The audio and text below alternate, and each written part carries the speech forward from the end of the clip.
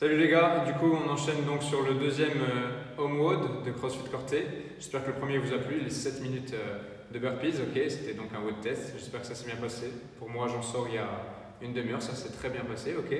Donc aujourd'hui on a un autre WOD, ok, avec un sac, on va pouvoir utiliser un sac, vous pouvez prendre n'importe quel sac, un sac d'école, un sac comme moi ici du style militaire, vous pouvez le prendre vraiment comme vous voulez, ok.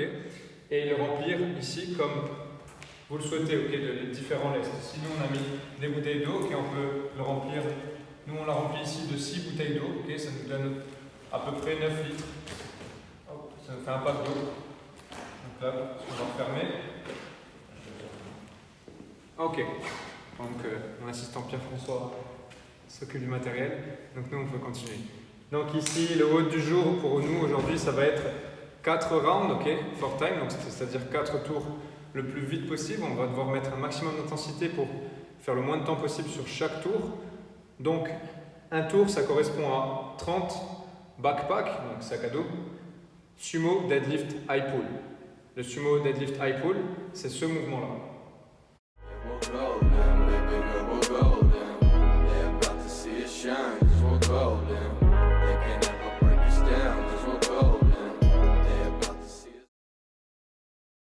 On en aura 30 à réaliser.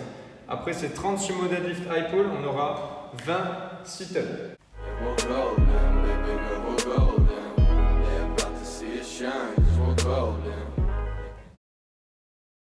Super. Et enfin, on aura 10 backpack, donc toujours le sac à dos, clean and press, ok, ou alors clean and jerk pour ceux qui maîtrisent davantage le mouvement, ce qui va nous donner ça.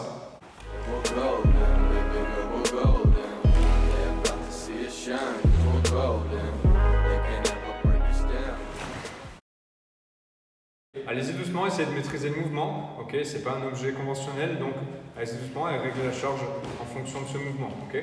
Après ça, donc on aura 1 minute totale de repos, donc respirez, buvez, pour pouvoir remettre une couche d'intensité sur le second round. Votre but c'est donc que votre score, ça soit le temps total, ok, le temps total des 4 tours avec les minutes de repos inclus. Ça c'est votre score, ok, donc votre but, allez le plus vite possible, tout en maîtrisant bien sûr toujours le mouvement, ok. Donc ici, on va faire du déplacement de charge légère pour aujourd'hui avec ces différents mouvements. Avant ça, bien sûr, on va avoir un échauffement. Ok, l'échauffement, ça va être 3 tours à faire avec toujours de plus en plus d'intensité.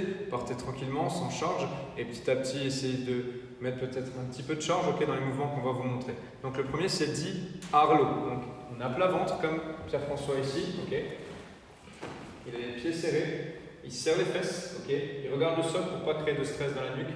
Et là, il va faire des grands ronds droits avec une rotation des épaules, ok, encore, et ramener les bras bien tendus, ok, j'essaie d'écarter les mains le plus possible de mon corps, nickel. C'est bon. Ok, après ces 10 Harlow, on aura 10 good morning, donc vous pouvez mettre les mains sur la poitrine comme Pierre-François.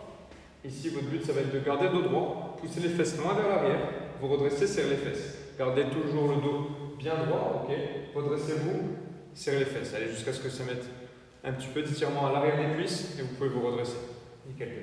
L'autre solution, donc dans les tours d'après, c'est de pouvoir faire la même chose avec le sac bien serré sur la poitrine. Il va serrer les épaules ici, il va sortir les épaules, pardon, il va pousser les fesses vers l'arrière, regarder droit devant et se redresser, serrer les fesses. Okay. Le dernier mouvement, c'est 30 secondes cumulées de hollow rock. Si 30 secondes c'est trop pour vous, vous perdez le gainage, n'hésitez pas à faire 20 secondes. Le hollow rock, donc c'est ce mouvement-là. Il a les pointes de pied tendues vers l'avant, il a surtout les lombaires, donc le bas du dos en contact avec le sol, il tend les bras, il tend les jambes, okay, il rentre le ventre. Ça va faire 30 secondes. Ok, merci.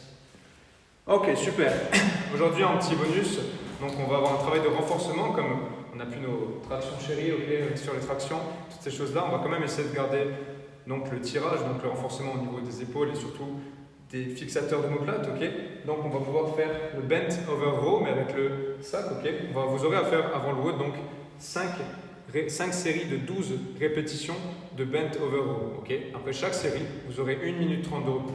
Donc le bent over row, c'est ce mouvement-là. Tu vois ? Sur le côté. Ok, il va se pencher en hang ici. Donc il va se pencher vers l'avant. Et son but, ça va être de tirer les coudes proches du corps, serrer les omoplates. Okay. Bloquez ici 2 secondes. Retenez la descente 4 secondes. Puis puis recommencer. Ok. Votre but c'est fixer les épaules en arrière en premier, fixer et retenir la descente en gardant les épaules fixées vers l'arrière. Ok. Nickel. Gardez le dos toujours bien droit. Si vous sentez que c'est trop lourd, n'hésitez pas à décharger.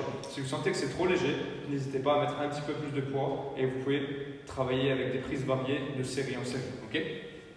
Nickel. Donc, pour aujourd'hui, on va être bon. N'hésitez pas, comme d'hab, si vous avez des questions, n'hésitez pas à poster vos scores ok, sous les vidéos. Donc, on est encore bon pour aujourd'hui. Deuxième vidéo, on va essayer de faire en sorte, on aimerait bien que ça ne dure pas très longtemps, mais si ça dure encore, on mettra des moyens en place comme ceci. On essaiera de faire d'autres petites choses par la suite. Vous verrez, il y aura des surprises. Allez, ciao.